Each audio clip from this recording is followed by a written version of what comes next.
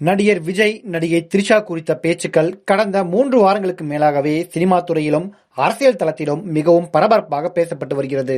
அதுவும் நடிகர் விஜய் நடிகை ஒருவருடன் திருமணத்தை மீறிய உறவில் இருக்கிறார் என்றும், அதனால் தனக்கு விவாகரத்து வேண்டும் என்றும் விஜயின் மனைவி சங்கீதா நீதிமன்றத்தை நாடிய பின்னர் விஜய் த்ரிஷாவுடன் திருமண நிகழ்ச்சிக்கு சென்றது பெரும் பேசுபொருளாக மாறியது.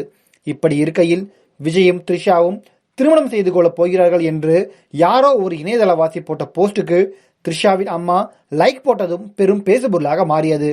விவாகரத்து விவகாரம் வெளியான போது கூட விஜய்க்கு ஆதரவாக பேசி வந்தவர்கள் நடிகர் விஜய் த்ரிஷாவுடன் இணைந்து ஒரே மாதிரி மேட்சிங்காக ஆடைகள் அணிந்து சென்றது பெரும் பேசுபொருளாக மாறியது.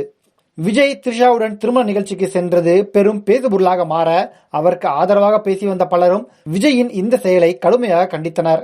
இப்படி இருக்கும்போது மகளிர் தின கொண்டாட்டத்தில் தனது விவாகரத்து விவகாரம் குறித்து பேசுகையில் அதெல்லாம் அவ்வளவு ஒர்த்தில்லை என்று பேசியது பெரும் சர்ச்சையாக மாறியது.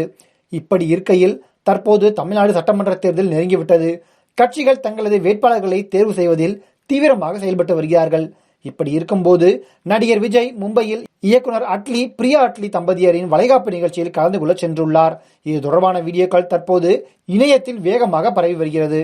இப்படி இருக்கையில் இணையவாசிகள் சிலர் கடந்த வாரத்தில் த்ரிஷா மும்பைக்கு சென்றார், தற்போது நடிகர் விஜய் மும்பையில் அட்லி வீட்டு விசேஷத்தில் கலந்து கொண்டுள்ளார், இதை மையமாக வைத்து விஜய் மற்றும் த்ரிஷா இணைந்து இந்த விசேஷத்தில் கலந்து கொண்டிருக்கலாம் என்று பேச்சுக்கள் பரவலாக அடிபடுகிறது.